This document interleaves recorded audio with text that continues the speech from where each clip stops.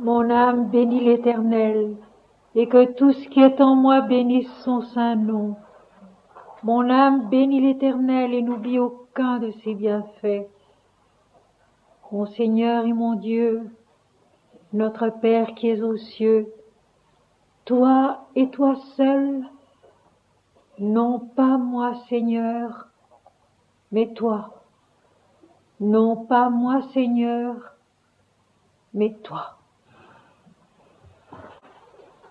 Mes chers amis, faisant suite à ce que nous avons écouté ce matin, tous ensemble, voici 2 petits paragraphes tirés de l'exégèse spirituelle de la Bible. La descendance de l'esprit et la connaissance de l'esprit, la vision incarnée de la réalité totale, la postérité promise à Abraham, puis à Jacob, puis à Isaac, puis à Moïse, puis au peuple d'Israël. Par l'ange de l'Éternel est incalculable, elle comble l'infini, elle peuple la terre, elle remplit le ciel, elle est la révélation illimitée de la vérité dans le destin de l'univers et dans la croissance bienheureuse de son intelligence qui renaît à la supraconscience. Elle est une, indivisible, et elle est innombrable comme la richesse inépuisable de la vie. La postérité accordée par l'Éternel Dieu est toujours spirituelle, même si elle se manifeste par des formes des êtres vivants dans le monde, car l'incarnation n'a point d'autre sens et point d'autre but que de révéler l'Éternel à la conscience de l'univers. La réconciliation aussi de tous les peuples, de tous les hommes, de toutes les pensées. Je relis page 115 de l'exégèse spirituelle de la Bible. La descendance de l'esprit est la connaissance de l'esprit, la vision incarnée de la réalité totale, la postérité promise à Abraham par l'ange de l'Éternel est incalculable. Elle comble l'infini, elle peuple la terre, elle remplit le ciel, elle est la révélation illimitée de la vérité dans le destin de l'univers et dans la croissance bienheureuse de son intelligence qui renaît à la supraconscience. Elle est une, indivisible, et elle est innombrable comme la richesse inépuisable de la vie. La postérité accordée par l'Éternel Dieu est toujours spirituelle, même si elle se manifeste par des formes des êtres vivants dans le monde, car l'incarnation n'a point d'autre sens et point d'autre but que de révéler l'Éternel à la conscience de l'univers. Mes amis, les textes que nous avons lus ce matin dans le livre du Deutéronome au chapitre 6, et que nous allons continuer cet après-midi avec ensuite quelques versets du chapitre 8. Les textes de la Bible en général d'un bout à l'autre, comme les textes des Védas, comme les textes des autres écritures saintes qu'à l'occasion nous lisons ensemble, comme le Mahabharata par exemple, la Bhagavad Gita, sont singulièrement concrets. Ils n'ont rien d'abstrait. Ils sont matériels. Ils sont la vie telle qu'elle est, avec les éléments de l'existence telle qu'elle est. Et ils n'ont pas d'autre objet que de révéler Dieu dans la vie de la terre et en l'homme. Toujours à nouveau, l'homme se laisse prendre et se laisse attirer par l'apparence. Et il ne donne plus au texte que des significations humaines, terre à terre, morales ou intellectuelles. Or, il faut toujours se souvenir que ces textes ont été inspirés de tout en haut, viennent de tout en haut et doivent par conséquent essayer d'être compris tout en haut.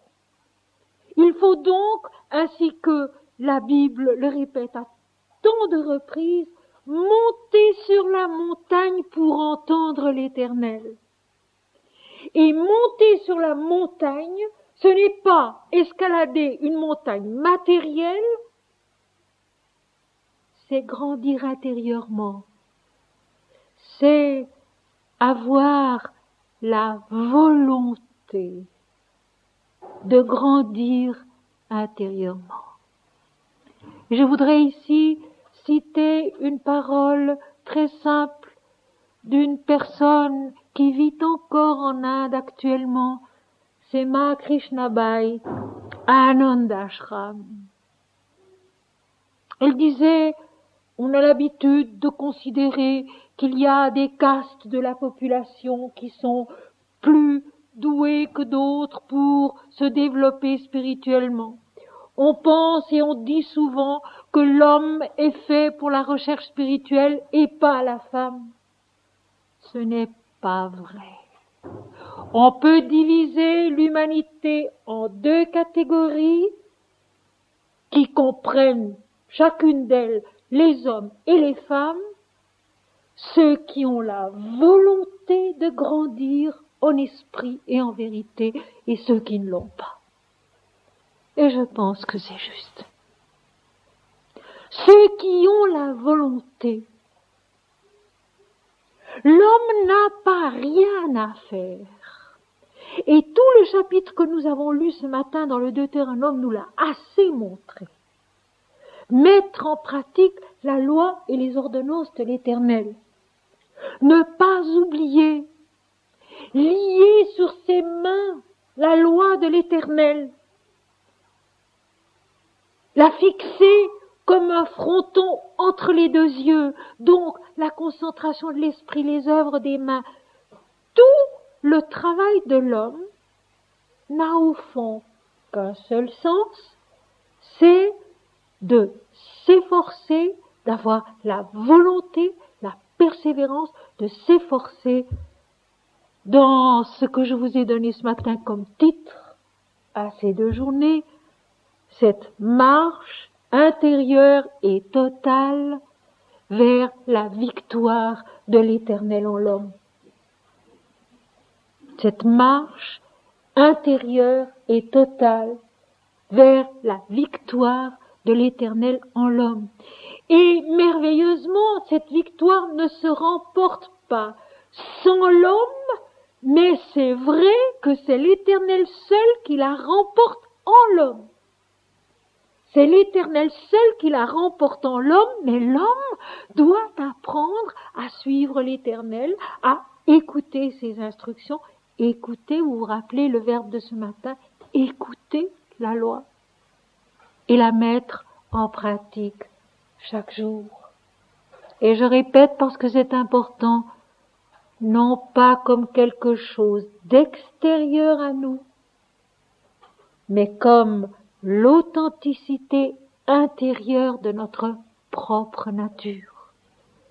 Non pas comme quelque chose d'extérieur à nous, mais comme l'authenticité intérieure de notre propre nature. L'homme doit se souvenir qu'il est né de Dieu et qu'il est fait de l'Esprit. Et quand il oublie cela, il s'égare, il se trompe de route et il commet beaucoup d'actes.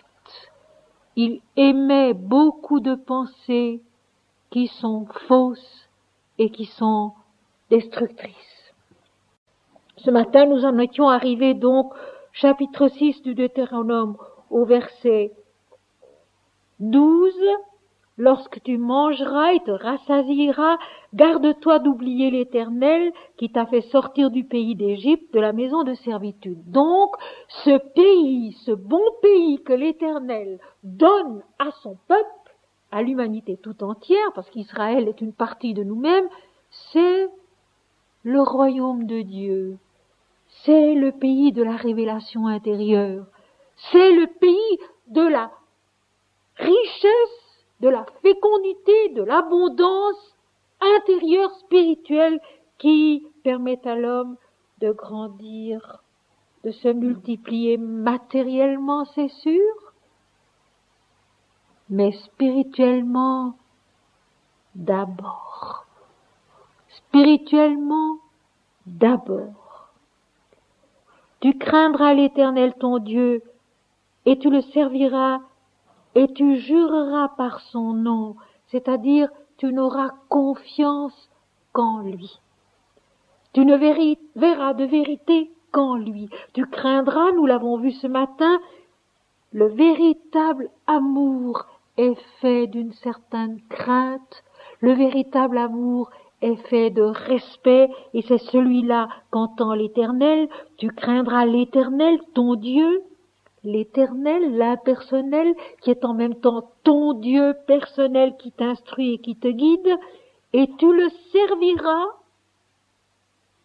Tout ce que tu feras, tu le feras en offrande à l'Éternel. Ici nous rejoignons la Bhagavad Gita, chapitre 3. Tout ce que tu fais, tu l'accompliras en offrande à l'Éternel, et tu jureras par son nom, c'est-à-dire que tu n'auras confiance qu'en la vérité de l'Éternel. Et ceci, mes amis, c'est extrêmement important, il faut bien le comprendre. Tu craindras l'Éternel, tu l'aimeras avec respect. Tu le serviras, tu accompliras toutes tes œuvres comme une offrande à l'Éternel, comme une offrande à la vie. Et tu jureras par son nom, c'est-à-dire que dans tout ce que nous sommes, dans tout ce que nous faisons, dans tout ce que nous pensons, nous devons toujours intérieurement nous en référer au plus haut. Et c'est une chose que nous avons de la peine à faire, que nous ne faisons pas toujours. Nous nous référons à certaines pensées, à certaines idées, à certaines notions qui sont déjà élevées, mais nous oublions d'aller tout en haut. L'Éternel, c'est vraiment le non-né, l'origine, la substance, la puissance, la fin aussi, l'accomplissement aussi. C'est une habitude à prendre, mes amis, il y faut des années, c'est sûr. Il y faut des années, mais c'est une habitude à prendre que de toujours se tourner tout en haut, dans tout ce qui nous arrive, dans tout ce que nous apprenons, dans tout ce que nous accomplissons, dans nos rapports avec les autres. Aspirer au plus haut, regarder au plus haut. Pestalozzi disait, il faut anoblir l'homme. Eh bien, c'est une façon d'anoblir l'homme, de s'anoblir soi-même et d'anoblir les autres, que d'avoir justement cet amour plein de respect pour qui que ce soit, pour quoi que ce soit, et en toute chose, en toute situation, refuser de regarder trop bas. Vouloir cultiver en soi ce que Tagore dit si joliment dans un de ses poèmes. Respecter en nous-mêmes l'exigence totale de la lumière. L'exigence totale de la lumière. Servir l'Éternel, c'est servir en nous cette exigence de la lumière.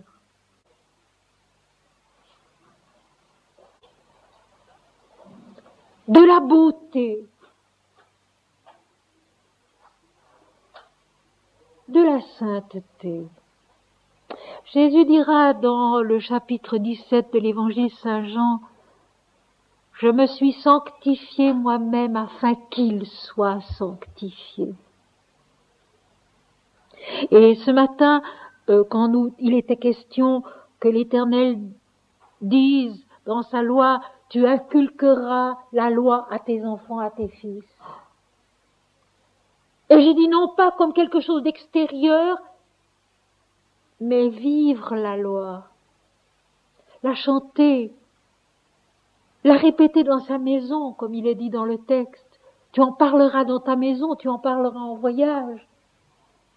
Tu l'écriras sur la porte de ta maison, partout, tu répéteras le nom de l'Éternel et la loi de l'Éternel. Tu chanteras Dieu, et ainsi tu sèmeras la parole de l'Éternel. Eh bien, de même, mes amis, servir Dieu, jurer par son nom, c'est en toute chose vouloir regarder au plus haut. Et si vous voulez, sans le savoir, car j'étais bien jeune alors, quand j'ai eu cette impulsion intérieure d'expliquer la Bible autrement que ce que j'entendais faire et qui ne me satisfaisait pas, c'est à cet appel que j'ai répondu. Comprendre plus haut, regarder plus haut, parce qu'enfin, c'était de l'Éternel qu'il s'agissait. C'est l'Éternel Dieu qui parle dans les textes. Par conséquent, si on veut les comprendre avec un semblant de vérité, c'est tout en haut qu'il faut les écouter. Et c'est en effet notre silence intérieur qui écoute. Notre silence intérieur au travers du travail de nos mains, au travers de nos prières, au travers de ces paroles sacrées que l'on répète. Un silence intérieur où peu à peu l'intelligence s'ouvre à une compréhension supérieure. Une compréhension supérieure qui ne renie pas le moins du monde les problèmes terrestres, les problèmes humains, pas le moins du monde. Il ne s'agit ni de les renier, ni de se rendre indifférent à eux. Il s'agit de les offrir plus haut. Il s'agit de les aimer plus haut. Les drames de la vie, les souffrances de la terre, il y en a beaucoup plus que ce qu'on voudrait. Mais ce n'est pas en restant fixé sur eux qu'on va pouvoir y changer ou y améliorer quoi que ce soit. C'est en regardant plus haut vers la guérison des nations. Le mot est à la fin de l'Apocalypse. Dans le 22e chapitre de l'Apocalypse, parmi les 5 premiers versets, les feuilles de l'arbre de vie qui sont la guérison des nations. La guérison des maux du monde, ce n'est pas de rester rivé sur eux, mais c'est de les transcender, de les offrir plus haut. Seigneur, tu sais, Seigneur, tu peux, je te les offre. Et effectivement, bien souvent de cette manière, un moyen de secourir vient de lui-même. Tandis que si nous restons fixés dans notre angoisse et notre chagrin devant ce qui se passe de mal, nous ne servons pas l'Éternel et nous servons encore moins l'humanité. Tu serviras Dieu, tu serviras l'homme. Mais Dieu d'abord.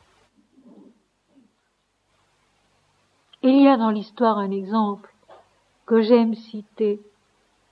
C'est Sainte Jeanne d'Arc, pendant la guerre de 100 ans. Sainte Jeanne d'Arc qui n'avait que 17 ans. Il faut se représenter l'époque. Une jeune fille, paysanne,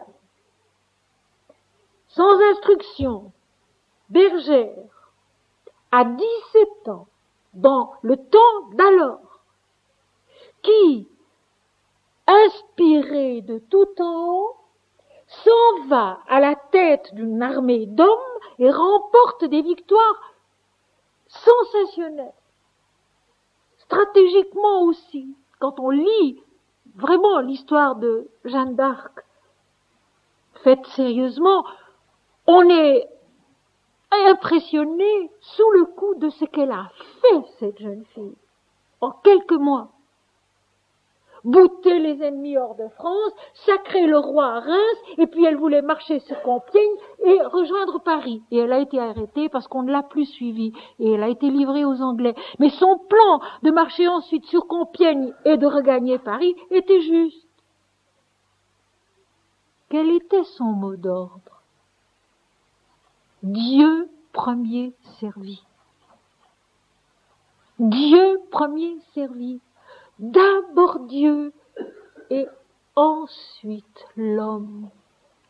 Tandis que, mes amis, nous mettons toujours l'homme d'abord et Dieu ensuite. Et de cette manière-là, nous ne pouvons pas grand-chose. De cette manière-là, nous ne servons pas l'Éternel, nous n'obéissons pas à sa loi et à son commandement, et nous ne servons pas l'humanité non plus. Mais c'est une chose qui actuellement est tellement faussée dans l'esprit du monde entier qu'il est excessivement difficile de le faire entendre et qu'il ne faut pas cesser de le répéter. Tu jureras par son nom.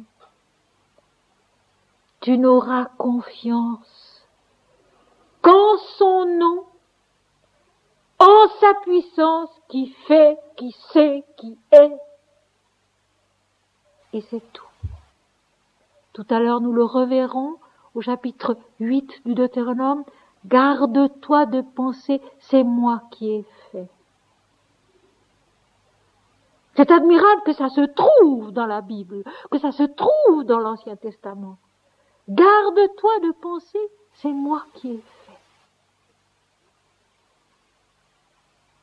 Offrir. Et mes amis, par expérience, je vous donne aujourd'hui ceci. Quand on a la volonté, l'amour, le courage et la persévérance d'offrir à Dieu ses peines, ses soucis, ses problèmes, il se passe une chose admirable peu à peu, c'est que tout se transfigure. Parce que le sens de notre vie ici-bas, c'est une transfiguration progressive. Les choses, les gens se transfigurent. On les voit autrement, on les aime autrement, on les comprend autrement. C'est servir l'Éternel, c'est craindre l'Éternel, c'est jurer par son nom. N'avoir confiance qu'en lui. Derrière la main et l'intelligence du médecin qui soigne, percevoir Dieu et attendre de là le secours, de là la guérison, de là la force. Derrière la peine, derrière le dépouillement, derrière la souffrance, voir Dieu et attendre de là la réponse, de là le soulagement, de là la correction nécessaire. Parce qu'il y a nécessité de correction continuellement. Servir l'Éternel, c'est aussi accepter de se corriger, d'être corrigé continuellement. Et ce qui est merveilleux, c'est que, voyez-vous mes amis, et nous le verrons demain à propos du Christ, cela,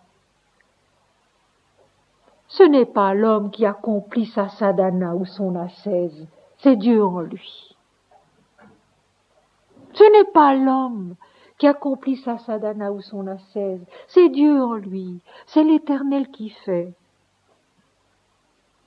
Il suffit d'avoir la sincérité, l'amour, la volonté d'agir de telle sorte que l'Éternel puisse intervenir dans notre vie.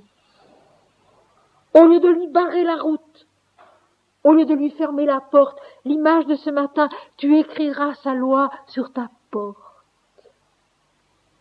Tu écriras la loi de l'Éternel sur ta porte. C'est si beau. Pour qu'avec la porte qui s'ouvre et qui se ferme, ce soit toujours la loi de l'Éternel qui entre et qui passe.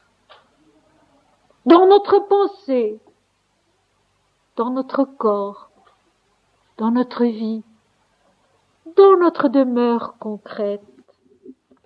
Avoir confiance en Dieu seul, c'est aussi surmonter l'angoisse et l'hésitation qui sont deux plaies de l'homme. L'angoisse et l'hésitation qui sont deux plaies de l'homme, qui le paralysent, le rendre malheureux, l'empêche d'avancer. Or, il s'agit d'une marche. D'un bout à l'autre de la Bible, on marche. D'un bout à l'autre de cette histoire-là, puisque le peuple d'Israël se trouve dans le désert, on marche.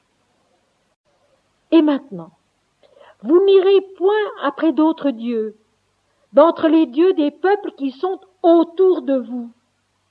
Car l'Éternel ton Dieu est un Dieu jaloux au milieu de toi. Vous n'irez point après d'autres dieux, d'entre les dieux des peuples qui sont autour de vous. Alors, la phrase principale ou le mot principal, c'est ce autour de.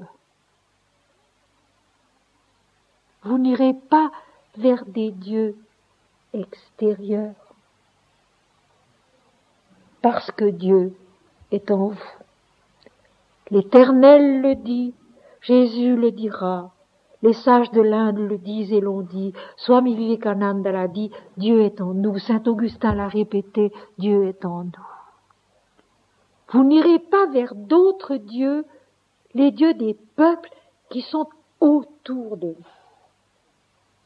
L'Inde, avec grande vérité, affirme le macrocosme est dans le microcosme. Donc le monde est en nous et les peuples sont en nous. Nous sommes nous-mêmes, même psychologiquement, c'est tout à fait prouvé actuellement, nous sommes nous-mêmes des multitudes à l'intérieur de nous-mêmes. Nous sommes des peuples. Et chaque plan de notre conscience, ce sont des peuples avec lesquels nous avons quelquefois fort à faire. Tu n'iras pas vers d'autres dieux, vers les dieux de ces peuples qui sont autour de toi. Tu n'iras pas vers une adoration extérieure. C'est toujours ce qui se passe. Chaque fois que dans la Bible, un roi ou un peuple s'égare, il va vers des dieux dont on a fait des représentations extérieures et qui sont des dieux nettement extérieurs à l'homme. Tu resteras fidèle à ce Dieu qui te guide, qui t'instruit, qui est avec toi, qui est en toi. Il faudra attendre Jésus pour que ce soit dit d'une façon absolument claire dans la Bible, en vous. Je suis avec vous, je suis en vous. Ceci, nous le verrons demain. Le véritable et le seul adultère, c'est cela. Ad alter, en latin, vers l'autre. Tu n'iras pas vers l'autre. Parce que moi, l'Éternel, ton Dieu, je suis ta propre nature, je suis ta substance, je suis ton être, je suis en toi. Et maintenant, la phrase suivante, qu'il faut bien comprendre aussi, car l'Éternel, ton Dieu, est un Dieu jaloux au milieu de toi. Alors j'ai recherché ce que c'était en hébreu que ce mot jaloux. Eh bien, le mot hébreu signifie exactement amour ombrageux, exigeant. et nous retrouvons là quelqu'un que nous connaissons bien. C'est le Brahman irascible de la princesse Kunti. Cette manifestation du dieu Indra sur la terre, cette exigence d'une perfection totale. Rappelez-vous, la princesse Kunti devait servir ce Brahman à l'humeur irascible, qui connaissait bien tous les Védas, pendant toute une année, alors qu'elle n'était encore qu'une petite fille, sans commettre jamais la moindre faute. Et il trouvait à redire dans tout ce qu'elle faisait, même quand tout ce qu'elle avait préparé était parfait. Le Dieu jaloux de l'Ancien Testament, c'est l'amour exigeant, et puis c'est autre chose encore. Il ne peut pas y avoir de dualité entre ce Dieu et autre chose. C'est un amour absolu qui lui revient, de même que lui-même se donne dans un amour absolu à sa créature, à son peuple. Il ne peut pas y avoir de division, il ne peut pas y avoir de relativité dans cet amour pour l'Éternel. L'Éternel, c'est un terme absolu. Traduction du verbe hébreu « je suis ». Eh bien, l'Éternel est un Dieu jaloux au milieu de toi. Il est celui qu'on aime totalement ou pas du tout. Il est celui qu'on aime totalement ou pas du tout. Parce que la tiédeur, la demi-mesure dans ce cas, ne joue plus, non pas de réalité. Dieu est l'Éternel, l'Éternel est Dieu. Il se donne tout entier à sa création. Et il attend aussi que sa création se donne à lui tout entière. Et je dis bien la création, l'humanité, parce que ce n'est pas l'individu seul, c'est le peuple d'Israël. C'est l'humanité dans son ensemble sur le plan où l'Éternel l'instruit, sur le plan où l'Éternel la conduit. Parce que l'Éternel est un Dieu jaloux au milieu de toi. La colère de l'Éternel, ton Dieu, s'enflammerait contre toi et il t'exterminerait de dessus la terre. Il détruirait ta forme pour que tu renaisses de l'esprit. Comprenons bien. Il détruirait ta forme pour que tu renaisses de l'esprit.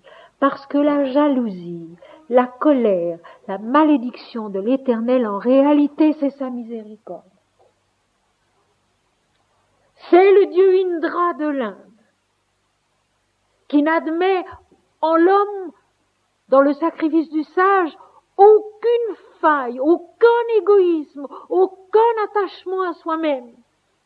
Il vient, il détruit l'autel, il détruit le sacrifice, il arrête l'œuvre de l'homme, il le détruit pour que la forme égarée s'efface et que puisse renaître du haut, du fond de l'esprit, un sacrifice véritable, une forme véritable d'adoration, un chemin vrai et juste. La colère de l'Éternel qui s'enflamme et qui nous arrête, qui nous fait périr de dessus la terre, c'est une forme qui s'efface pour que puisse naître une autre forme du haut de l'esprit, révélatrice de Dieu. Nous nous attachons aux formes, nous nous attachons aux personnes. C'est juste dans la mesure où nous savons qu'un jour cette personne, cette forme, nous seront enlevés pour qu'à travers eux, nous puissions puissions voir plus haut, nous puissions aimer plus haut, nous puissions vivre plus haut. Je crois, mes amis, qu'on peut dire ceci, si on le veut bien, parce que c'est encore une question de volonté de grandir par l'esprit. On ne grandit jamais autant que lorsqu'il nous est enlevé un être qui nous est très cher. On ne grandit jamais autant, si on le veut bien, que lorsqu'il nous est enlevé d'une façon ou d'une autre, par la mort ou autrement, un être très cher. J'en ai fait moi-même l'expérience plusieurs fois. Chaque fois que mon cœur a été tordu de chagrin, parce que je perdais d'une façon ou d'une autre quelqu'un qui m'était très cher, offrant cela au Seigneur comme je pouvais, j'ai grandi. Et il en va de même encore davantage lorsqu'on s'offre soi-même, si on veut, en holocauste, pour employer ce mot-là, qui malgré tout nous dit quelque chose au point de vue spirituel. Si on accepte de se perdre soi-même, comme dit sainte Thérèse d'Avila, si on accepte de se perdre soi-même en Dieu, c'est alors qu'on se retrouve combien plus haut, combien plus fort, combien plus vrai. Et ceci, je vous le dis, je vous le donne parce que ce sont des problèmes de la vie. Perdre d'une façon ou d'une autre, je dis bien par la mort ou autrement, parce qu'il y a d'autres façons de perdre un être cher. C'est une occasion immense de grandir en Dieu. Se perdre soi-même d'une façon ou d'une autre en Dieu, c'est une occasion de grandir en l'Éternel. Voilà pourquoi la colère de l'Éternel qui s'enflamme contre celui qui se trompe ou contre celui qui justement est en train de se perdre, c'est une occasion de miséricorde, c'est une occasion de recommencement du haut de l'esprit. La colère de l'Éternel, ton Dieu, s'enflammerait contre toi et il t'exterminerait de dessus la terre. Vous ne tenterez point l'Éternel votre Dieu comme vous avez tenté à Massa. Massa ou Mériba, c'est le lieu dans le désert où le peuple d'Israël avait soif.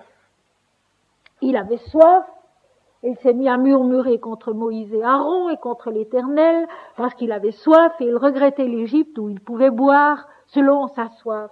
Et c'est alors que l'Éternel a dit à Moïse de prendre sa verge, de frapper le rocher du mont Horeb, qui est aussi la montagne de Dieu, et l'eau a jailli, et le bétail et le peuple ont pu se désaltérer.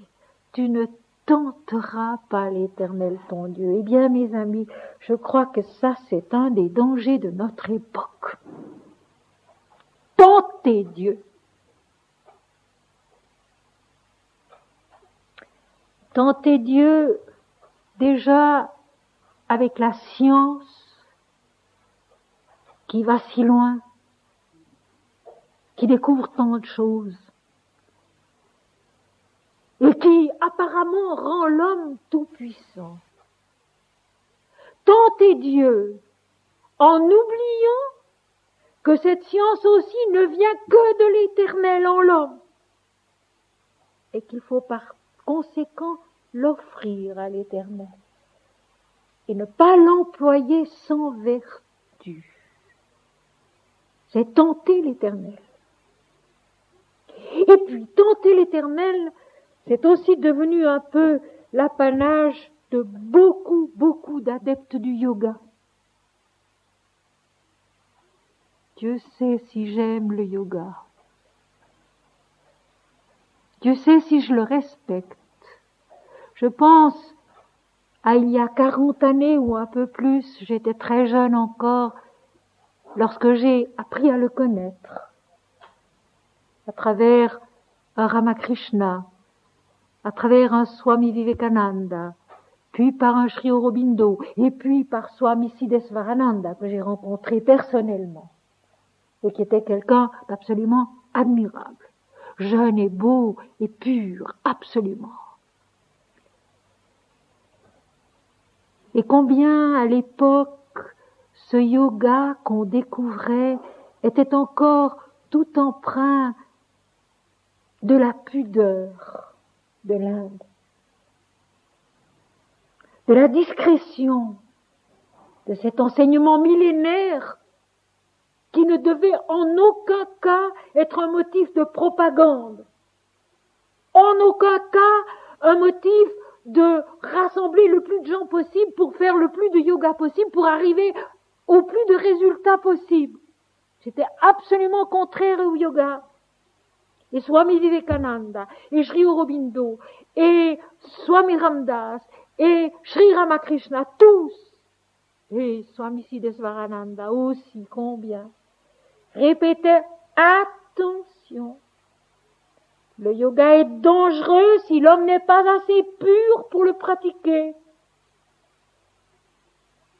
Faire certains exercices sans avoir tout d'abord purifié son comportement dans la vie, son mental, ses aspirations, c'est courir de graves dangers. Et je ne peux pas compter le nombre de cas que je connais, et je ne suis qu'une personne, où justement l'oubli de ces avertissements-là a conduit à des catastrophes. On répète des mantras trop puissants qui éveillent en nous des forces dont on n'est pas le maître et qui, au lieu de devenir un épanouissement spirituel, équilibré, harmonieux, la loi de l'Éternel en nous qui s'accomplit, qui se révèle, deviennent au contraire quelque chose de démoniaque et de déformé. Maintenant ça, on ne le sait même plus. On enseigne le yoga par correspondance, de loin, n'importe comment, avec des exercices dangereux,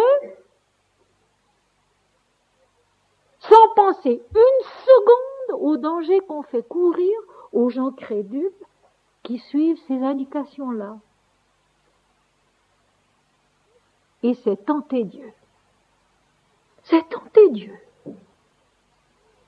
Exiger de l'Éternel qu'il réponde d'une certaine façon à certains efforts précis, techniques que nous faisons. La vie de l'esprit, mes amis, c'est le contraire de ça. La vie de l'esprit, c'est l'effort total fait sans attendre la moindre récompense, le moindre résultat à l'effort qu'on fait. L'effort gratuit de l'amour, l'effort gratuit de l'artiste qui accomplit pour la vérité, pour la beauté de l'œuvre, et c'est tout. Et j'ai parlé avec une swami hindoue à Paris qui m'a dit « Ah oui, maintenant les gens veulent faire des expériences psychiques. » Or, rechercher des expériences psychiques, c'est tenter Dieu. Et ça se paye. Et ça se paye, mes amis. Et il faut le dire, parce que c'est devenu un danger assez général. Et encore lors de mon dernier séjour à Paris, une jeune femme m'a raconté des choses à faire dresser les cheveux sur la tête, justement parce qu'elle suivait un maître qui d'Amérique les guidait par correspondance en leur donnant des ordres sans voir ce qui se passait sur le terrain, c'est-à-dire dans le corps et dans la pensée de la personne qui suivait les exercices.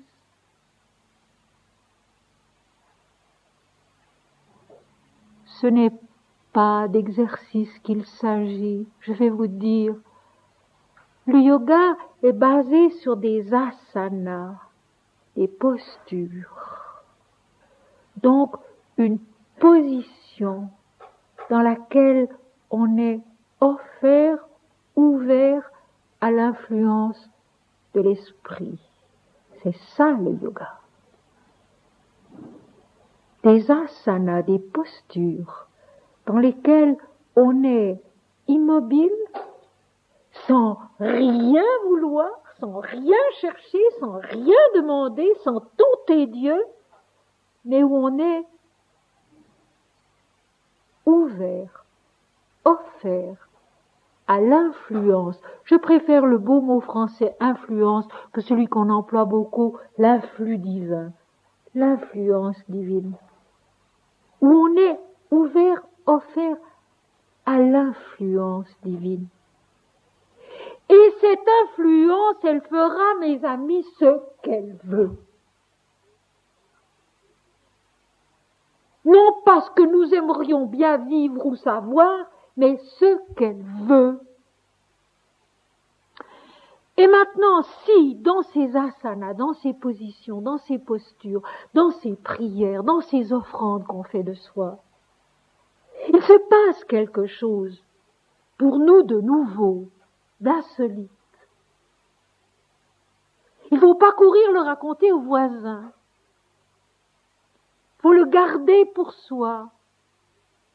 Il faut essayer d'en parler avec quelqu'un de compétent qui pourra nous donner l'explication et peut-être le conseil nécessaire, mais surtout, mes amis, si on n'a personne, et c'était mon cas, si on n'a personne, personne à qui dire, personne à qui demander, alors il y a un moyen très simple, c'est rendre à Dieu. Seigneur, il s'est passé ceci en moi pendant ma méditation. C'est trop grand pour que je puisse comprendre tout de suite. Alors je te le rends pour que tu me le redonnes. Transfiguré, expliqué par ta lumière, par ton amour, par ton esprit. Et c'est ce que nous allons trouver avec Jésus demain. Je m'en vais et je reviens. Et je vous emmènerai avec moi. C'est ça. Je m'en vais et je reviens et je vous emmènerai avec moi.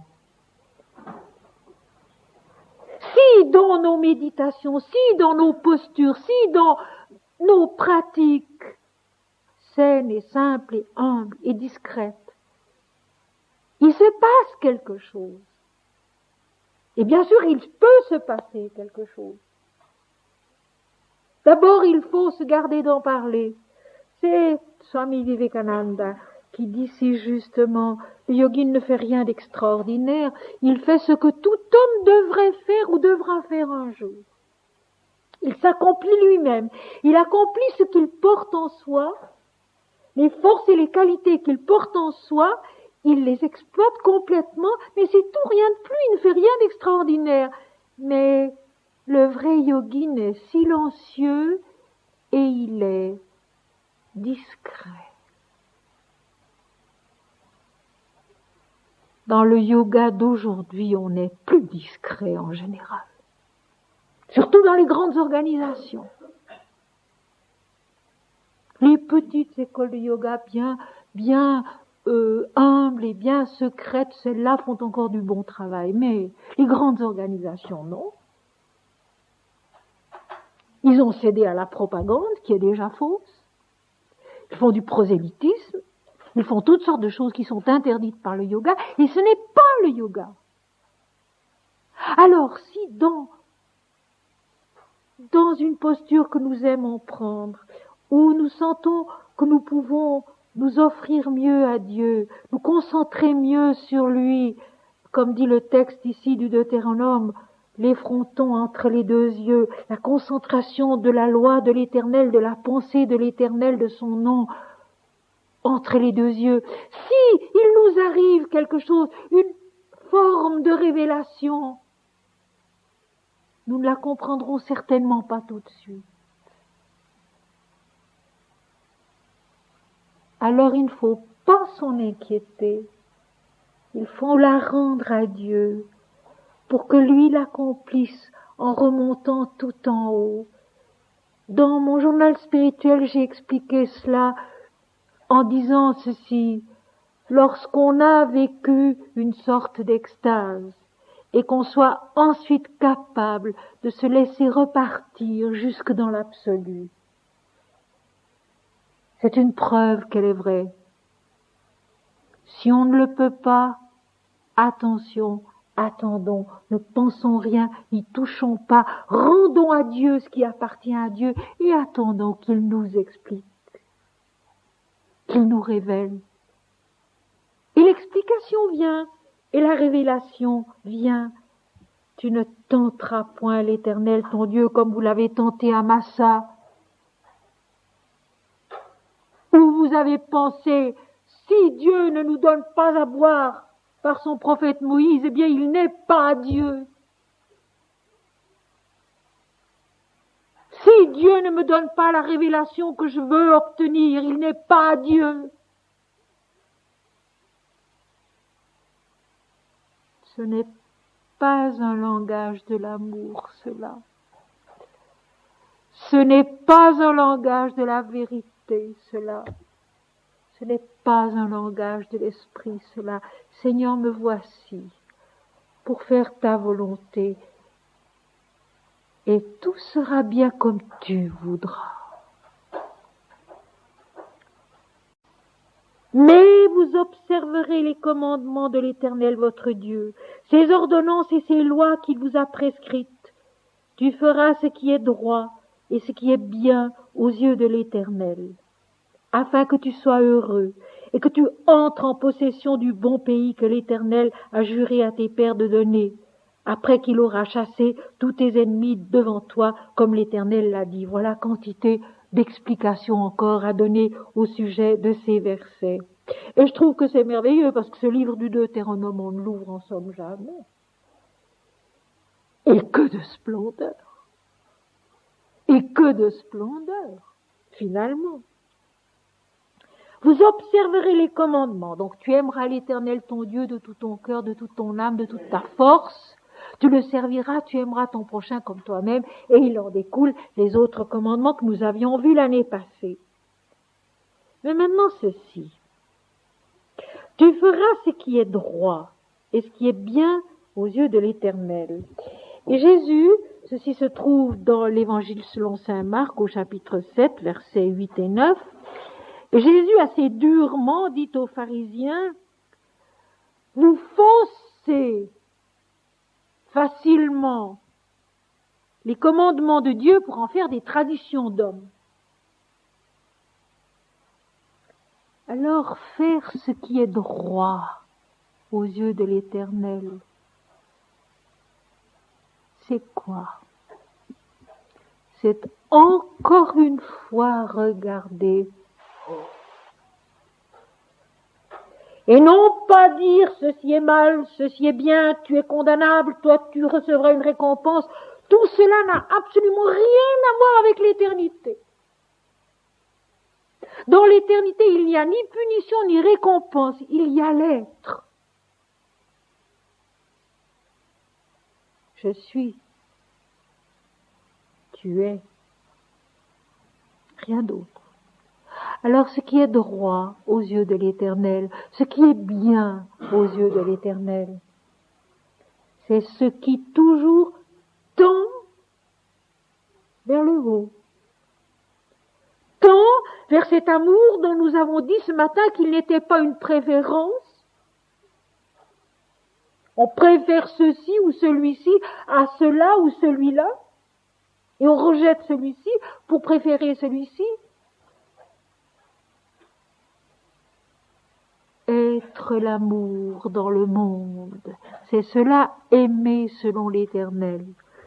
Être l'amour dans le monde, eh bien, faire ce qui est droit aux yeux de l'Éternel, c'est être la sincérité dans le monde, être la beauté dans le monde, être le travail volontaire, ardent, total dans le monde, être le don de soi dans le monde, et non pas faire ceci plutôt que cela. Les choses à faire peuvent varier à l'infini, Et on ne peut pas toujours dire que telle chose est mauvaise et que telle chose est bonne. Vous savez mieux que moi qu'il y a des cas où une chose qui est mauvaise dans certaines circonstances est bonne dans d'autres, et vice-versa. Faire ce qui est droit, ce qui est bien aux yeux de l'Éternel. Encore une fois, il faut regarder plus haut, comprendre selon l'esprit. Être l'amour dans le monde, l'amour sans préférence, sans orgueil. Être la douceur dans le monde, la patience et la douceur dans le monde, sans préférence et sans orgueil. Être la vigilance dans le monde, c'est-à-dire la prière constante, la prière fervente et continue. Être le souvenir dans le monde, c'est ça, faire ce qui est droit et bien aux yeux de l'Éternel. C'est devenir, c'est être. Et parce qu'on chante Dieu, et parce qu'on aime Dieu, et parce qu'on cherche Dieu, s'autoriser à rejeter ceux ou ceux qui soi-disant gênent. Que de fois j'entends cela. Ou je peux plus voir ça, je peux plus voir celui-ci, je peux plus voir celui-là, parce que je suis appelée à prier Dieu tout le temps. C'est faux. Si on prie Dieu, on peut le faire dans n'importe quelle circonstance. Et quels que soient les obstacles qui se trouvent sur notre chemin. Au contraire, ces obstacles, ce sont de merveilleuses occasions de voir agir Dieu, de voir l'Éternel à l'œuvre. Les obstacles dans notre vie sont précisément de merveilleuses occasions de voir l'Éternel à l'œuvre.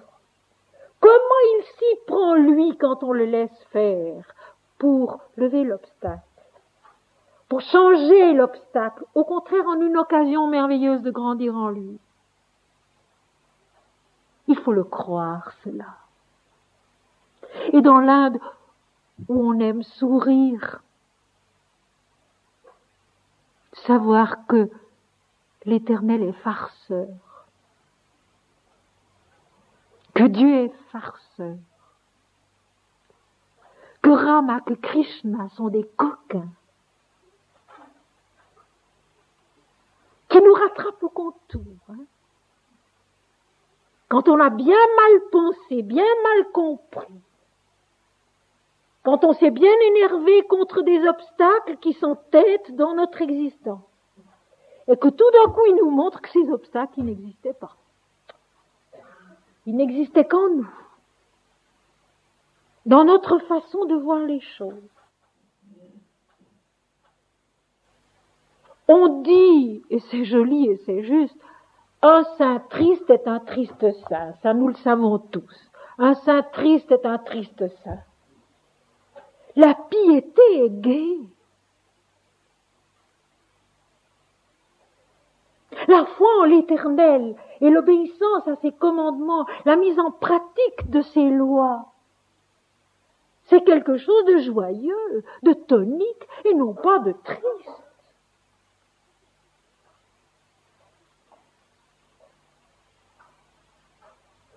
Quand tu veux aller offrir une offrande à l'Éternel, parfume-toi les cheveux, lave-toi, mets ta plus belle robe, dira Jésus. C'est une fête de l'âme. Il faut s'en souvenir. Et nous l'avions vu dans l'hymne védique que j'ai traité à Grenoble et à Paris. C'est la félicité qui remporte la victoire, ce n'est pas le chagrin. C'est la félicité qui remporte la victoire, ce n'est pas le chagrin.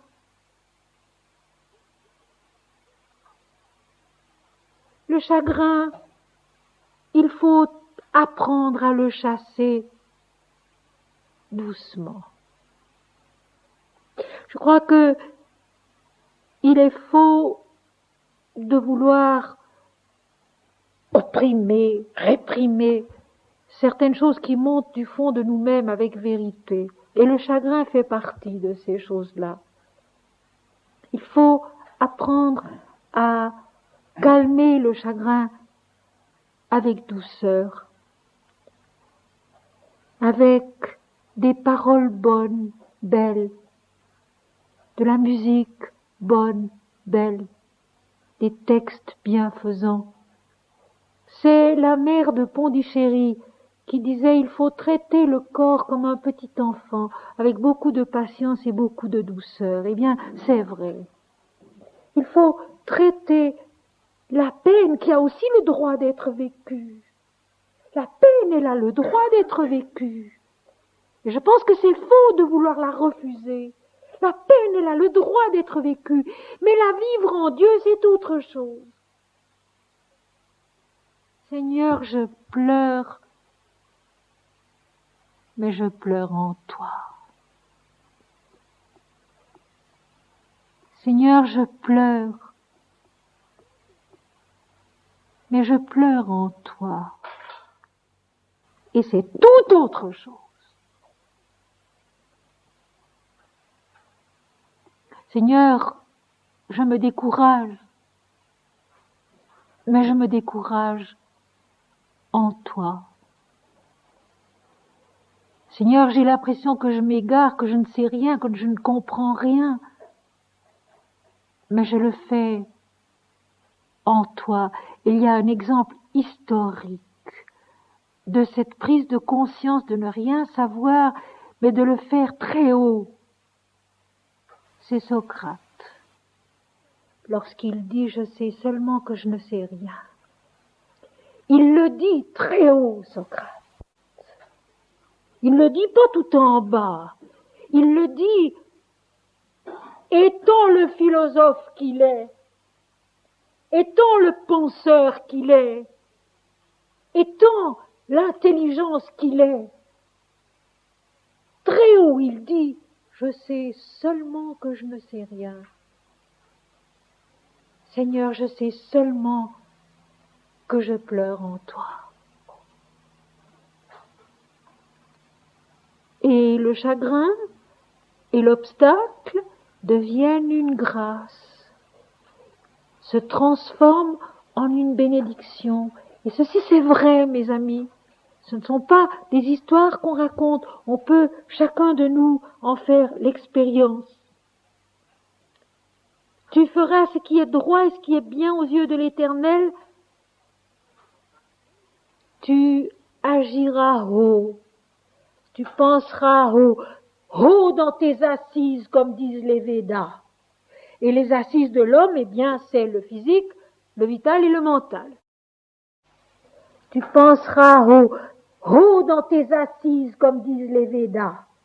Et les assises de l'homme, eh bien, c'est le physique, le vital et le mental.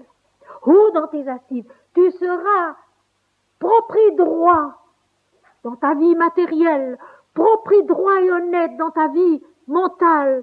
Tu seras propre et droit dans ta vie intellectuelle afin de pouvoir aussi être heureux et que tu entres en possession du bon pays que l'Éternel a juré à tes pères de te donner. Ce pays, matériellement, c'est n'importe quel pays sur la terre. Ce bon pays que l'Éternel a juré à tes pères de te donner, c'est n'importe quel pays sur la terre, matériellement. Mais ce pays de la possession perpétuelle, c'est le pays de la conquête intérieure du royaume de Dieu en l'homme. Afin que tu sois heureux et que tu entres dans le royaume de Dieu, dans le pays de la révélation de Dieu en l'homme. Ce pays que l'Éternel a juré à tes pères de te donner. Donc depuis le commencement de la vie, l'Éternel a promis l'homme à cette patrie qui est celle de l'âme, de l'esprit l'esprit, où tout est un, où tout est Dieu, et où l'homme entre peu à peu dans la connaissance véritable, afin que tu sois heureux. Et là aussi, mes amis, nous cherchons toujours à être heureux trop bas. Heureux en bas, ça peut durer un certain temps, pas longtemps. Et puis ça passe. Et puis ça tombe. Heureux dans ce pays où l'on demeure. Heureux dans cette demeure du ciel qui est en nous-mêmes. Heureux dans cette demeure de l'Éternel qui est l'immensité de l'Esprit en nous-mêmes.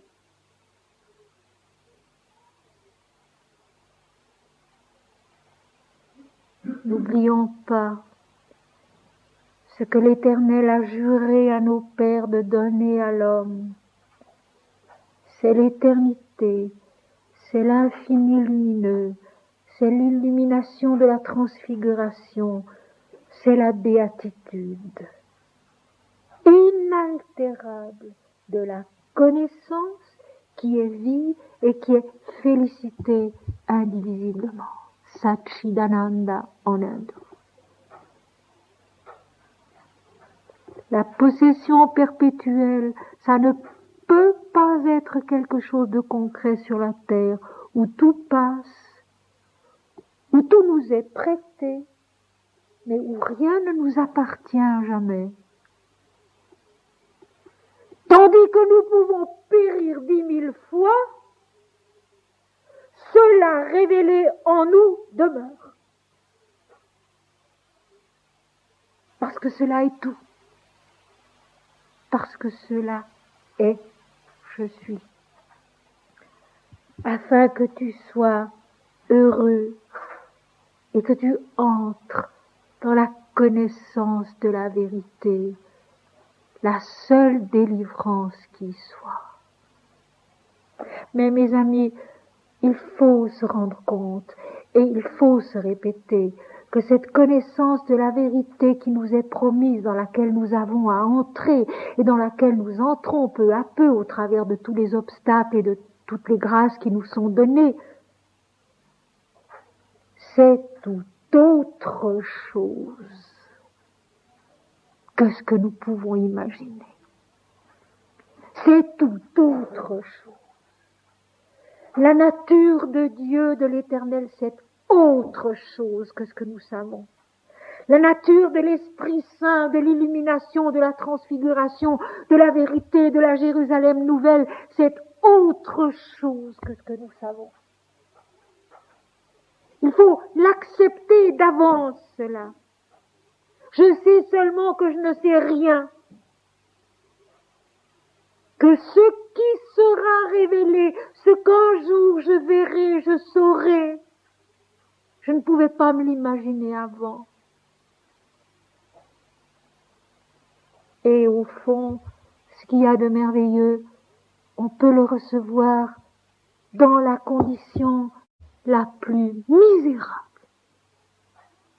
Pensons une fois de plus à Job. Job ruiné, Job malade, Job misérable, Job condamné par ses amis, Job couvert d'un ulcère malin qui le faisait souffrir et désespérer, et qui dit, jusqu'ici, mon oreille avait entendu parler de toi, mais aujourd'hui, mon œil t'a vu. Quelle que soit la condition qui est la nôtre ici-bas, s'il est l'heure, l'Esprit souffle et il accomplit. Et alors je vous assure que tous les obstacles familiaux ou autres qui puissent être autour de nous n'existent plus, sont effacés, l'Esprit souffle et il agit. On peut être dans un train, bourré de monde et bourdonnant de voix. On peut être dans la rue, on peut être dans sa cuisine, à son travail, entouré des enfants, entouré de tout le monde, qui vous pose des questions, qui vous demande 36 choses à la fois. On peut être fatigué, malade, tout ce que vous voudrez, c'est l'heure de l'esprit, il souffle et on sait.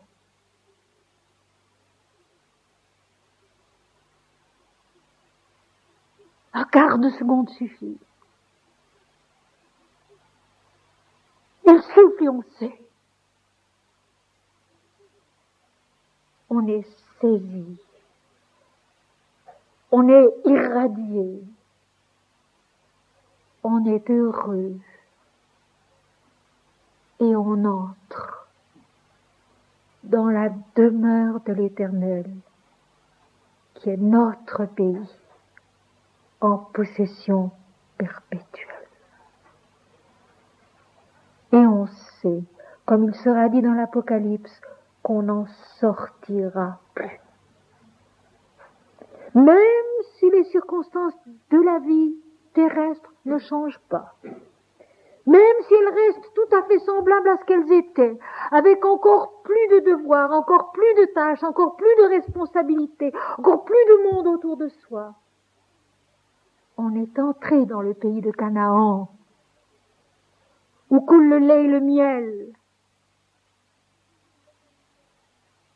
et on n'en sort plus, afin que tu sois heureux dans le pays que l'Éternel a juré à tes pères de te donner, après qu'il aura chassé tous tes ennemis devant toi, comme l'Éternel l'a dit.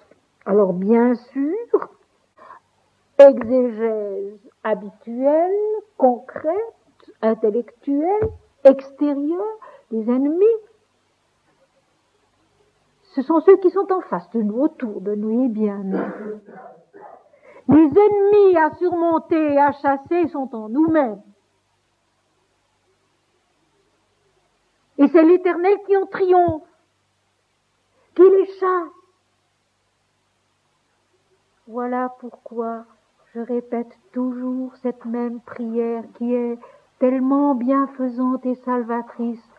Non pas moi, Seigneur, mais toi. Elle m'est venue, cette prière, dans un moment de désespoir. Il n'y a pas tellement d'années. Dans un moment de désespoir, où quoi que je pense, quoi que je cherche, quoi que je répète, rien ne me soulageait, jusqu'au moment où du fond de moi-même est monté ce cri, non pas moi Seigneur, mais toi.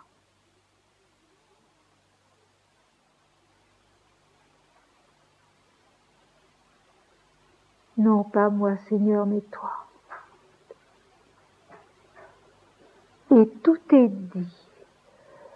Je dirais même, tout est accompli. Et tout est dit.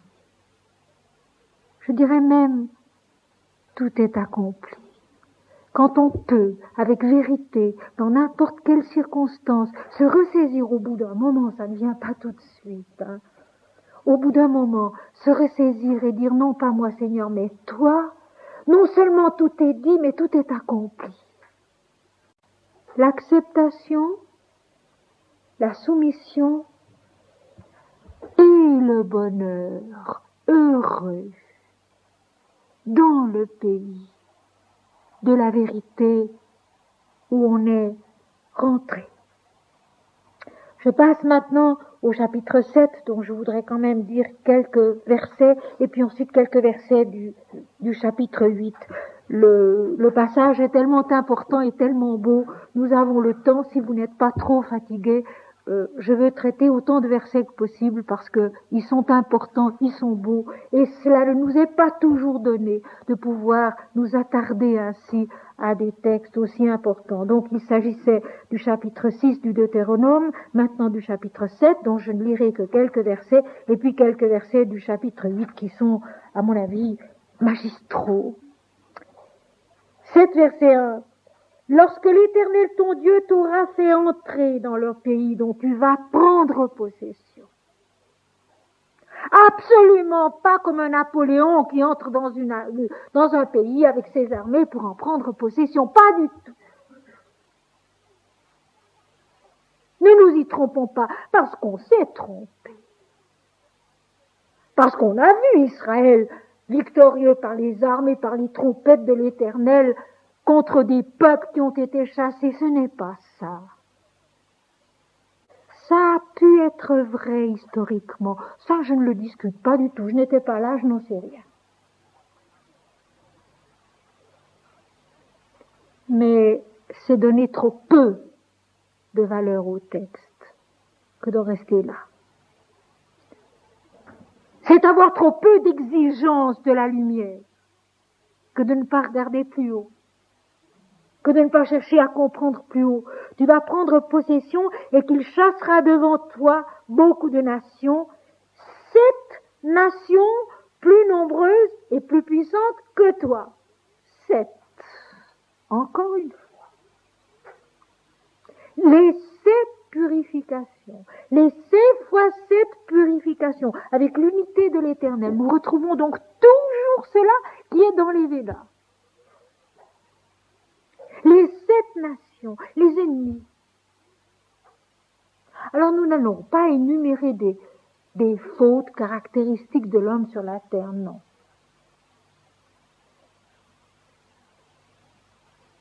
Mais savoir que nous avons à être purifiés par la clarté de l'esprit, par la vérité de l'Éternel, beaucoup de fois, sur les 7 plans de notre conscience et de notre vie, pour arriver dans le pays qui est notre demeure. Les ennemis chassés étant toutes ces forces qui sont véritablement trop centrées sur le moi individuel, trop toujours attachés à nous-mêmes sur la terre. Mais attention, on a commis une autre erreur aussi. Quand on a voulu combattre cela, alors on a dit, la vie dans le monde, ce n'est rien. Dans le monde, on n'est jamais heureux. Tout est mal, tout est mauvais, tout est triste. On attend le bonheur après la mort dans le ciel. C'est tout aussi faux. C'est tout aussi faux. Et il y a toute une théorie théologique qui est comme cela. C'est tout aussi faux. La résurrection, le pays de Canaan, c'est sur la terre qu'il est à conquérir. Au-dedans de nous. Purifier, accomplir chaque plan de notre conscience et laisser être illuminés par l'Éternel, par l'Esprit. Ces nations qui sont plus nombreuses que toi. Plus loin, l'Éternel dira, ce n'est pas parce que vous surpassez en nombre tous les peuples que l'Éternel s'est attaché à vous et qu'il vous a choisi, car vous êtes le moindre parmi les peuples. Ici-bas sur la terre, dans la vie concrète, l'âme, l'esprit sont de petite taille face au reste. Ce peuple d'Israël est le moindre sur la terre. C'est-à-dire qu'il a une importance qui, par rapport au déploiement matériel de la vie sur la terre, dans la nature et parmi les peuples, est beaucoup moins importante, beaucoup moins visible surtout. Beaucoup moins visible, beaucoup moins sensible. Il faut vouloir écouter, il faut vouloir y être attentif pour s'en rendre compte. Autrement, tu es de moindre importance. Car tu es un peuple saint pour l'Éternel ton Dieu. L'Éternel ton Dieu t'a choisi pour que tu fusses un peuple qui lui appartint entre tous les peuples qui sont sur la face de la terre. Il y a en nous un palier qui appartient ici-bas à Dieu. C'est le palier de notre cœur, c'est le palier de notre âme, c'est le palier de notre esprit qui sont un. Il y a un palier de notre être qui appartient à l'Éternel. Parce que l'Éternel l'a choisi. De même qu'ensuite, dans l'Apocalypse, il s'adressera toujours à l'ange de l'Église. C'est ce palier qu'il a choisi, qui lui est cher, car tu es un peuple saint. C'est la partie sainte de notre être. La partie qui garde en elle le secret de la lumière de l'âme, de l'unité de l'âme, de l'esprit. L'Éternel, ton Dieu, t'a choisi pour que tu fusses un peuple qui lui appartint entre tous les peuples qui sont sur la face de la terre. Donc, dans notre être, qui est corps, qui est vie matérielle, qui est mentalité, qui est intellect, qui est intuition humaine, il y a un endroit. L'Inde l'appelle la Kundalini, l'enroulé. Cette force spirituelle qui est en nous et qui doit se réveiller et qui doit monter vers Dieu, s'unir à Dieu. Ce peuple saint en nous que l'Éternel a choisi. Donc l'Éternel a établi un endroit en nous avec lequel il est véritablement uni, même sur la terre, avec l'homme. Si l'homme oublie cela, si l'homme ne prend plus soin de cela, si l'homme laisse mourir de faim son âme, si l'homme ne prend pas soin de son cœur, par où l'Éternel peut-il lui parler? Alors c'est pourquoi l'Éternel à ce moment-là l'extermine, pour le faire repartir et lui donner une autre chance de se réveiller là où l'Éternel parle en nous. Et c'est ça, Israël en homme. C'est là le Père du peuple en l'homme. Ce peuple choisi par l'Éternel, intérieurement à tout homme. Si vous saviez, mes amis, quand il m'arrive, et c'est assez fréquent, surtout en France, d'avoir dans les auditoires auxquels je parle des Israélites, des Israéliens maintenant, le bonheur qu'ils éprouvent à entendre cela. Ils se sentent réconciliés, ils se sentent réadmis parmi les peuples. Si vous saviez le bonheur qu'ils ont à entendre cela et à sentir que c'est vrai, que c'est juste. Qu'Israël n'est pas d'une part un peuple choisi, un peuple saint, comme dit l'Éternel, et puis un peuple damné. Mais il est en chacun de nous ce lieu saint, sacré, aimé, où l'Éternel parle à l'homme. Et ceci sera matérialisé par le tabernacle, le lieu très saint dans lequel Moïse entre et dans lequel il parle avec l'Éternel. Et lorsqu'il ressort du tabernacle, où il a parlé dans le lieu très saint avec l'Éternel, il ne savait pas que son visage rayonnait parce qu'il avait parlé avec l'Éternel. Ce lieu très saint, sanctifié par l'Éternel, où l'Éternel parle à l'homme. Il faut s'en souvenir. Ce n'est point parce que vous surpassez en nombre tous les peuples que l'Éternel s'est attaché à vous et qu'il vous a choisi, car vous êtes le moindre de tous les peuples. Dans la vie de la terre, l'âme, l'esprit, d'abord sont invisibles et ont véritablement bien peu d'importance par rapport à ce qu'il y a d'autre et qui prend toute la place. Et qui a un poids qu'on ne peut pas nier, une évidence qu'on ne peut pas nier. Il faut déjà se détourner des choses visibles qui sont passagères pour se tourner vers les invisibles qui sont éternels. Et maintenant écoutez bien, mais parce que l'Éternel vous aime, parce qu'il a voulu tenir le serment qu'il avait fait à vos pères, l'Éternel vous a fait sortir par sa main puissante, vous a délivré de la maison de servitude, de la main de Pharaon, roi d'Égypte. Sache donc que c'est l'Éternel, ton Dieu, qui est Dieu. bien écouté, bien compris. Ce passage est merveilleux. Parce que l'Éternel vous aime. Parce que l'Éternel nous aime. Parce que l'Éternel en nous aime ce lieu saint, ce lieu sacré par lequel il peut s'adresser à nous. Où il est un avec nous. Voilà encore une chose qu'on oublie. Nous nous efforçons d'aimer Dieu, mais comment l'aimer, c'est souvent difficile, nous ne savons pas bien. Mais n'oublions pas que lui nous aime d'abord. Et que c'est de son amour pour nous que naît notre amour pour lui. De cela, j'ai fait l'expérience un soir, d'une façon absolument bouleversante.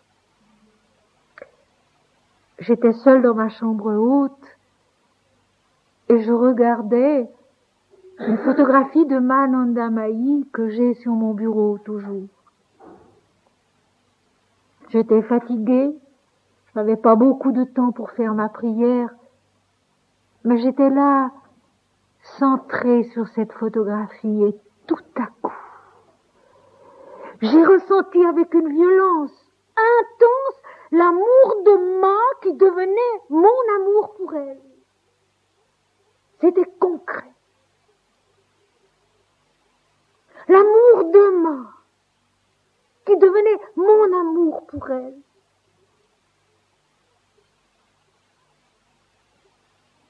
Parce que je t'ai aimé. C'est pour ça que tu peux m'aimer. C'est pour ça que je t'ai choisi. C'est pour ça que je te conduis. Et parce que j'ai voulu tenir le serment que j'avais fait à vos pères, ce serment de l'Éternel à l'homme, à Abraham, à Jacob, à Isaac, à Moïse, au peuple d'Israël, qu'est-ce que c'est? Le serment de l'alliance, l'homme et Dieu sont un, qu'est-ce que c'est? Eh bien, mes amis, c'est la rédemption. C'est la rédemption, cette articulation fondamentale de la vie créée qui fait que par la descente dans la forme et par la croissance dans la forme vers l'esprit, il y a renaissance, il y a rédemption, il y a résurrection à la connaissance de l'éternité. C'est ça le serment de l'Éternel que Jésus reprendra en disant « Avant la fondation du monde, tu m'as aimé ». Le serment de l'Éternel, depuis le commencement, il y a toujours, c'est la rédemption, c'est l'articulation, la loi de la rédemption incarnée dans la création, dans le monde. Faites à vos pères, donc autrefois, Jésus dira, avant qu'Abraham fût, je suis. L'Éternel vous a fait sortir par sa main puissante, vous a délivré de la maison de servitude, de la main du Pharaon, le roi d'Égypte, dont nous savons tous maintenant que c'est notre moi individuel. Que cette seule servitude dont nous avons besoin d'être délivrés par la main puissante de l'Éternel, en effet, c'est notre ego qui revient toujours. Qui revient toujours, sous une forme ou sous une autre, il revient. Alors que nous devons devenir capables, et nous devrions devenir capables de réagir à toute chose, calmement, tranquillement, sainement, en disant non pas moi Seigneur mais toi, prendre les mesures qui s'imposent mais en Dieu. Et vous savez mes amis, quand on agit ainsi, il arrive de si jolies choses. Il arrive de si jolies choses. On a pris une décision, on ne sait pas trop pourquoi, mais dans un certain état d'esprit. Et il se trouve que cette décision c'est le commencement d'un bonheur, c'est le commencement d'une joie, c'est le commencement d'une progression qui porte en soi tout un message, tout un travail, toute une croissance. Le pays de la servitude, c'est notre moi individuel quand nous restons attachés à lui. Le moi individuel, il est aussi l'image de Dieu en l'homme. Il faut s'en souvenir et il faut lui laisser sa valeur. L'image de Dieu qui a pour rôle de révéler Dieu sur un certain plan. Et puis quand il a joué son rôle, quand il a accompli sa tâche, se retirer, se laisser transfigurer par l'Esprit. Sache donc que c'est l'Éternel, l'impersonnel, ton Dieu qui te conduit, ton Dieu que tu peux aimer, qui t'aime, qui est Dieu. Alors n'allons pas conclure qu'il n'y en a pas d'autre qui soit vrai, qui soit vivant. Mais comprenons dans le sens le plus haut, le plus vrai, le plus spirituel, l'Éternel, l'impersonnel, l'infini, l'Esprit, non né, sans commencement ni fin, qui par sa grâce est ton Dieu personnel que tu peux adorer, que tu peux suivre, écouter, qui te guide, qui t'instruit, qui est Dieu. Ramakrishna avait la faculté de passer indifféremment de l'absolu à l'adoration du Dieu personnel, de l'adoration du Dieu personnel à l'absolu. L'absolu, l'impersonnel et le Dieu personnel qui sont un et qui sont Dieu, qui sont l'ineffable, qui sont l'éternel, qui sont je suis. Savoir que le Dieu qu'on adore, transcendé, accompli dans son suprême état, c'est l'absolu. Et que savoir aussi que l'absolu qui se donne à l'homme, c'est ton Dieu, et c'est Dieu, le Seigneur qui est un. Et voici maintenant quelques versets encore du chapitre 8. Souviens-toi de tout le chemin que l'Éternel ton Dieu t'a fait faire pendant ces 40 années dans le désert, afin de t'humilier, de t'éprouver, pour savoir quelles étaient les dispositions de ton cœur et si tu garderais ou non ses commandements.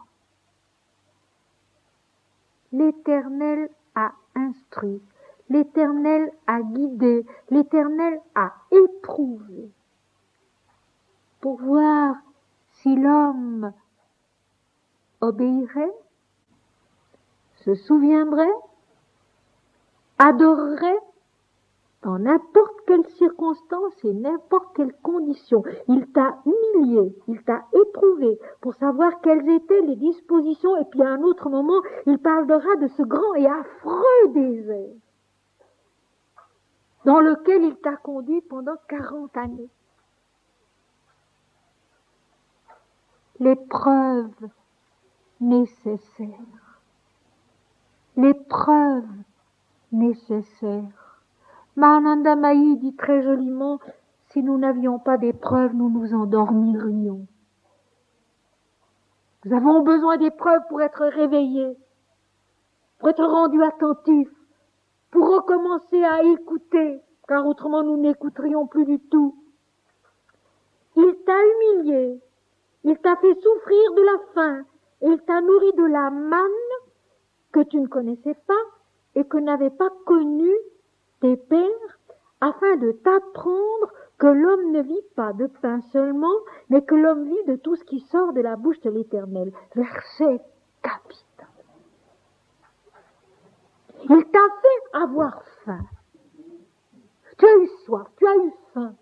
Tu as maudit Moïse et Aaron qui t'avaient fait sortir du pays d'Égypte, où tu mangeais et où tu buvais à satiété.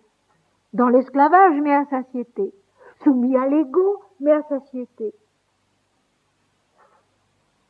Et il t'a fait connaître la manne, cette nourriture que tu ne connaissais pas et que tes pères avant toi ne connaissaient pas non plus. La nourriture dans laquelle l'homme voit et reçoit également l'esprit, l'obéissance à l'Éternel, la révélation de la loi de Dieu. C'est immense cela. Le progrès fait entre la conscience centrée sur le moi individuel qui ne voit qu'elle et qui pense que tout lui est dû, la nourriture qui lui vient de la terre, qui lui vient de la semence qu'il plante, de ce qu'il fait lui-même, ce qu'il cultive,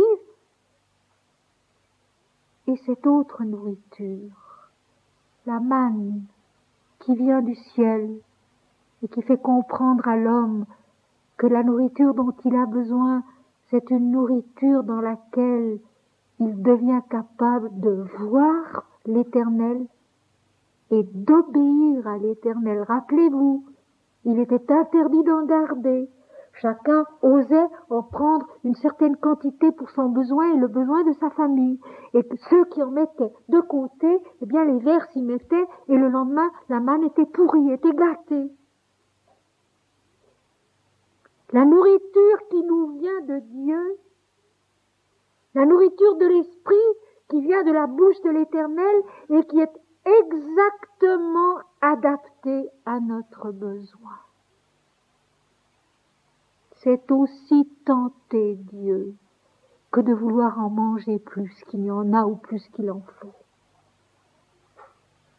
C'est aussi tenter Dieu, cette nourriture que tu ne connaissais pas et que tes pères avant toi ne connaissaient pas, afin que tu apprennes que l'homme ne vit pas de pain seulement, mais que l'homme vit de tout ce qui sort de la bouche de l'Éternel. Donc, l'homme qui ne vit que pour son corps matériel, pour sa vie concrète sur la terre, pour son intelligence mentale, n'est pas vraiment nourri, ne grandit pas vraiment et n'entre pas dans le pays de la connaissance, n'entre pas dans le bonheur de la demeure de l'esprit. Et c'est une chose qui se voit, mes amis, qui se voit misérablement à la télévision, dans les journaux, à la radio, partout. L'homme qui ne se sait plus fils de Dieu, qui ne se sait plus nourri de la manne du ciel, qui ne se sent plus abreuvé de l'eau qui jaillit du rocher, l'homme qui est réduit à ses instincts, à ses propriétés physiques, à son intelligence mentale très limitée et très peu cultivée. C'est infiniment douloureux à voir, infiniment douloureux à sentir. Et on voudrait se transformer en autant de pestalozzi qui allaient vivre avec ces malheureux, être avec eux jour et nuit, pour leur apporter jour et nuit quelque chose qui leur permette de vivre plus haut, qui les anoblisse, en leur donnant une nourriture de la terre qui était en même temps une nourriture du ciel. Et maintenant, pour terminer ces quelques versets extraordinaires, garde-toi de dire en ton cœur, ma force et la puissance de ma main m'ont acquis ces richesses. Garde-toi de dire, c'est moi qui ai fait. Une chose qui frappe chez tous les sages, chez tous les saints, c'est que, au terme, si l'on peut dire, de leur cheminement, ils ont cette même phrase, c'est Dieu seul qui a tout fait. Tous, que ce soit les sages antiques ou modernes de l'Inde, que ce soit les saints chrétiens, ils ont tous cette même phrase, ce même cri du cœur, c'est Dieu seul qui a tout fait. Et l'homme ordinaire pense que c'est lui qui fait. Et de là vient son malheur, Garde-toi de penser, c'est de dire en ton cœur, donc de penser, ma force et la puissance de ma main m'ont acquis ces richesses. Souviens-toi de l'Éternel ton Dieu, car c'est lui qui te donnera de la force pour les acquérir. C'est Dieu qui donne la force pour se cultiver, pour grandir, pour devenir saint de corps et d'esprit, pour se développer, pour se multiplier sur tous les plans. C'est l'Éternel ton Dieu. Souviens-toi de l'Éternel ton Dieu, car c'est lui qui te donnera de la force pour les acquérir, afin de confirmer, comme il le fait aujourd'hui, son alliance qu'il a jurée à tes pères. L'homme et Dieu sont un. Et en l'homme, c'est Dieu qui fait. Et si l'homme apprend à penser que c'est Dieu qui fait, il est d'une part délivré de lui-même, délivré de son ego, de son angoisse, de son orgueil, et d'autre part, il devient fort de la puissance de l'esprit. Il devient riche de la richesse de l'esprit. Il devient droit de la droiture de l'esprit. Il devient grand de la grandeur de l'Éternel, qui te donnera de la force pour les acquérir, afin de confirmer, comme il le fait aujourd'hui, son alliance qu'il a jurée avec tes pères. Combien de fois dans l'Ancien Testament l'Éternel répète, l'homme et Dieu sont un. Et nous ne le vivons pas encore. Jésus le répétera aussi d'une autre façon. Et nous ne le savons pas encore, et nous ne le vivons pas encore. L'homme et Dieu sont un.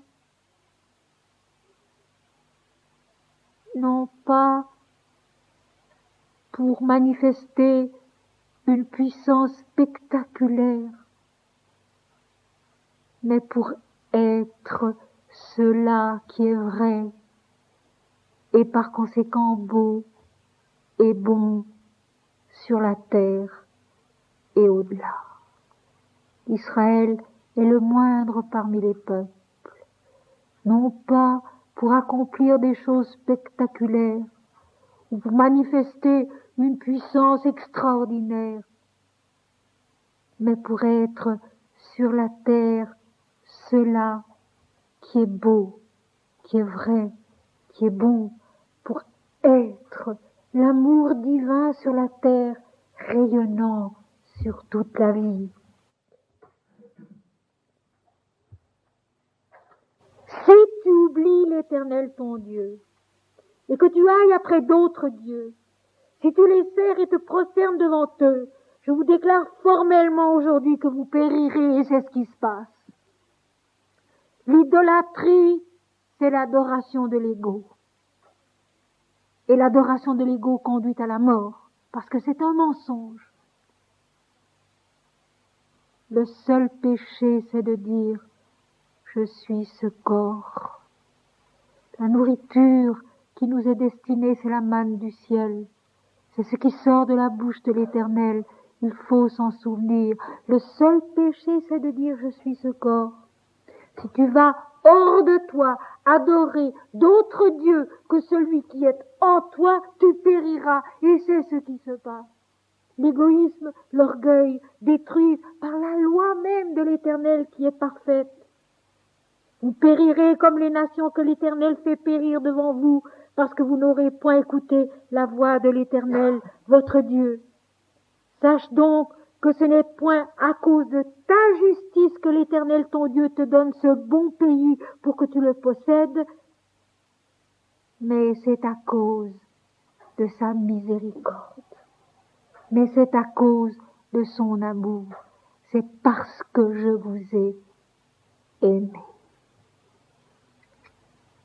La création, disent les hindous, c'est la manifestation de l'absolu dans une forme créée, visible, palpable, au travers de laquelle l'homme peut monter vers la connaissance de l'Éternel, vers l'illumination de l'Esprit.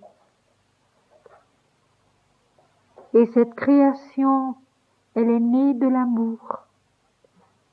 Elle est dirigée par l'amour. Elle s'accomplit par l'amour.